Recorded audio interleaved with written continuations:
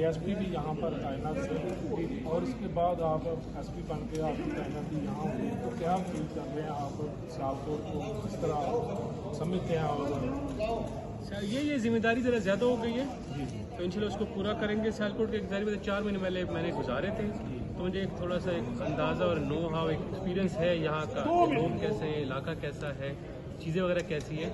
तो इंशाल्लाह रिजल्ट्स भी आपको नज़र आएंगे, मिलेंगे भी, और मेरी पूरी कोशिश यही होगी कि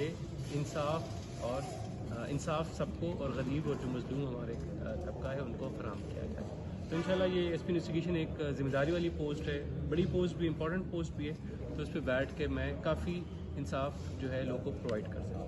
एक सारी एक ऑपरेशन के बाद सबसे जो अहम जिम्मेदारी आती है वो इन्वेस्टिगेशन पे आती है। जी मैं समझता हूँ सारा फोकस आप पे होता है, जो आपने चालान बनाना, जो भी आपने करना होता है, वो सारी जिम्मेदारी आपकी जो टीम होती है उस पर। ऐसे ही है। तो ये क्या मसला होता है कि जो आप मुलजम को गुनाहगार भी करते हैं, उसके बाद अदलिया से उनको रिलीफ मिल जाता है, आप इस हवाले से क्या SOP बना रहे हैं ताकि आप और अदलिया के दरमियान ऐसा कोई सेटअप बने ताकि जो आप तफ्तीश करें, फाइनल करें, उस पर जज साहब भी जो है वो भी मुतमिन हो कि जो पुलिस ने इन्वेस्टिगेशन किया, जो इन्होंने लिखा है वो 100% दुरुस्त है।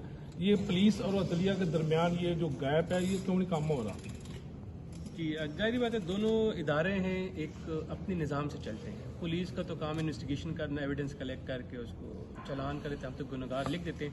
जाहिर बात है कुछ चीज़ें रह जाती होंगी या जज साहब का एक डिफरेंट पॉइंट ऑफ व्यू होता होगा तो उसमें आ जाती है, हो जाती है। लेकिन हमारी कोशिश ये रहती है कि हम जो भी केसेस होते हैं, जो भी हमारे मुलजमान होते हैं, उनको हम पकड़े, गुनहगार लिख के चालान करते हैं। तो काफ़ी केसेस में हमारे जज साहब जो है हमारे साथ ही चलते हैं, मतलब वो जो भी हमने इन्वेस्टिगेशन की थी उससे खुश होते हैं कि आपने पुलिस ने बड़ी अच्छी इन्वेस्टिगेशन की है, उनको सज़ा वगैरह भी मिल जाती है।